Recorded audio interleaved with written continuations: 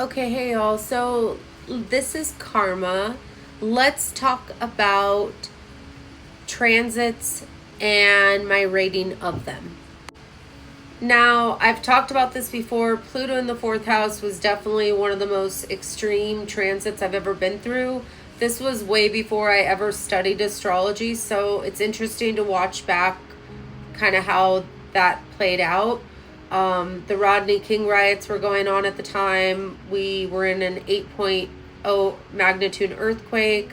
We moved across the country. At the end of that transit, my father passed away.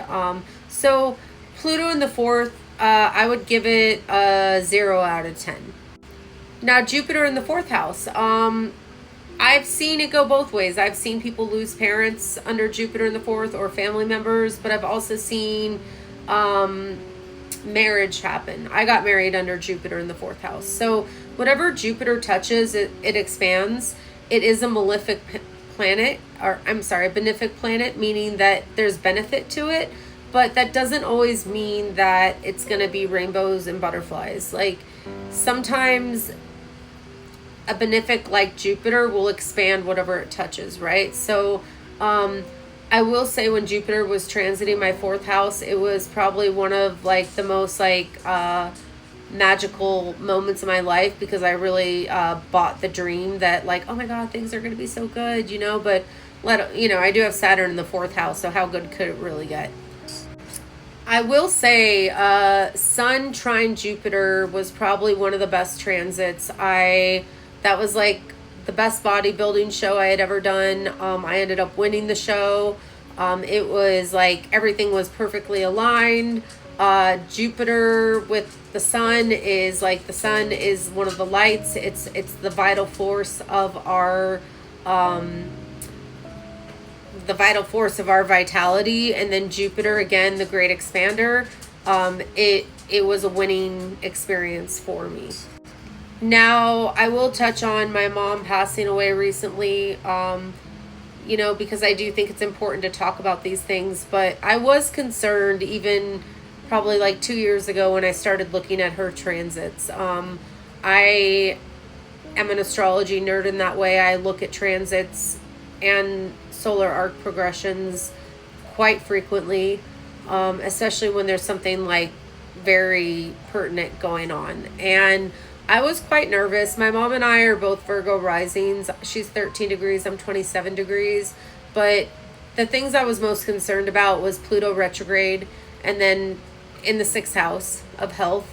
You see a lot of terminal illnesses occur with Pluto in the sixth house, but it is a long transit, 20 years, so it takes a while. Saturn and Neptune in the eighth house. In traditional Hellenistic astrology, the eighth house is the house of, but also, in New Age astrology, it's the house of transformation. So, I'm more of a whole sign ancient astrologer, and I was very nervous about that. And, go figure, Saturn's in my eighth house right now, and I'm having a ton of legal disputes, not just with my mom's situation, but with my divorce, with other things too. So Saturn in the eighth house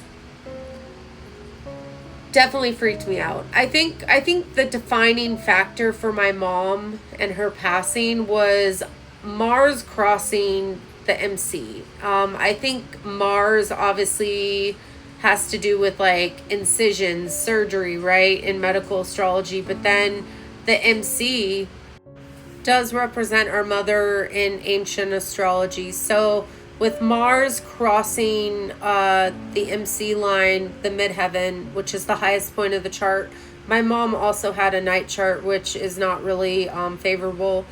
I have a day chart, so I guess yay. But that was very concerning. I would also say too, what was concerning for my mother is she had Moon in Scorpio, and I think Moon in Scorpio people tend to have very traumatic lifetimes. And every Moon in Scorpio I've met, like, they lose a sib or lose a child, or they lose their parents and freak out. Like, I've just met so many moon and Scorpios where it's just like, God damn, like, this is crazy. I would also say moon in the 8th house.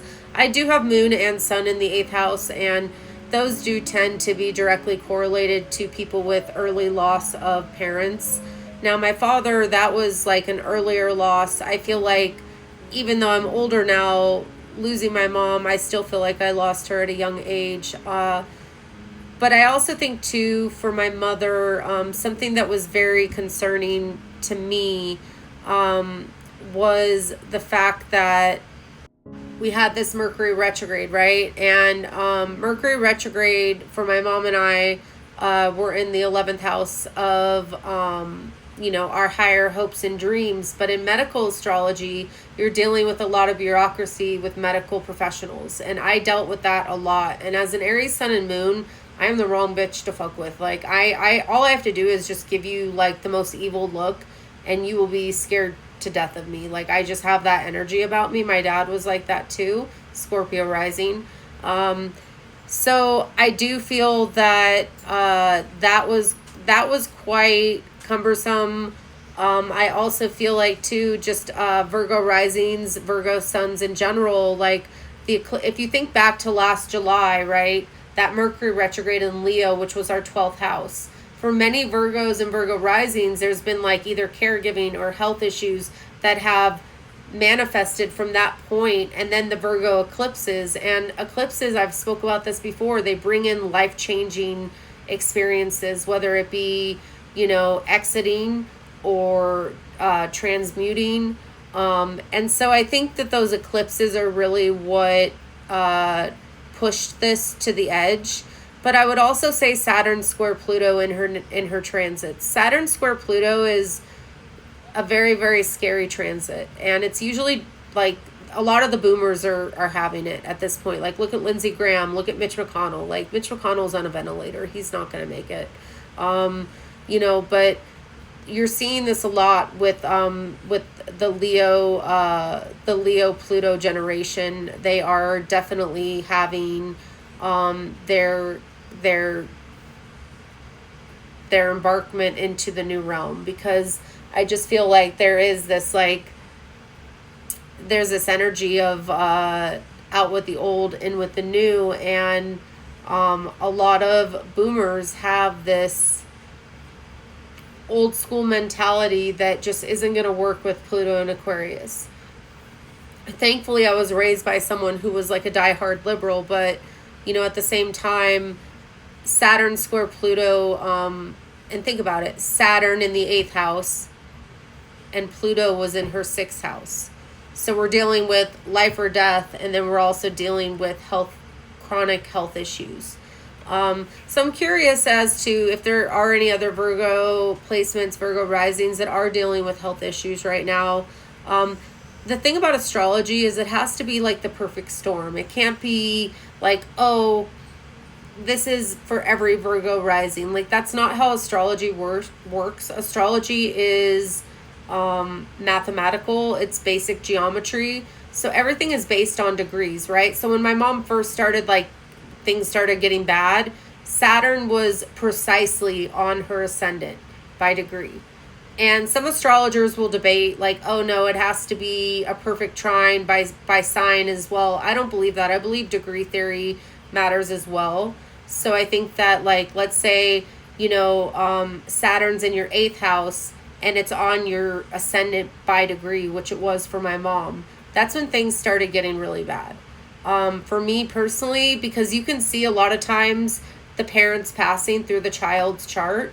I had Neptune right on my moon. The moon represents the mother. So Neptune now I think is like at 4 degrees, but my moon's at 3 degrees. So astrology is a lifelong experience. It's not something that we master in a week. I'm still learning. I've been studying astrology for over 20 years. But these are just some of the transits that my pattern recognition has been able to observe through this experience. And there's plenty more, but these are the ones that I feel like have been profound for my life as an 8th house stellium.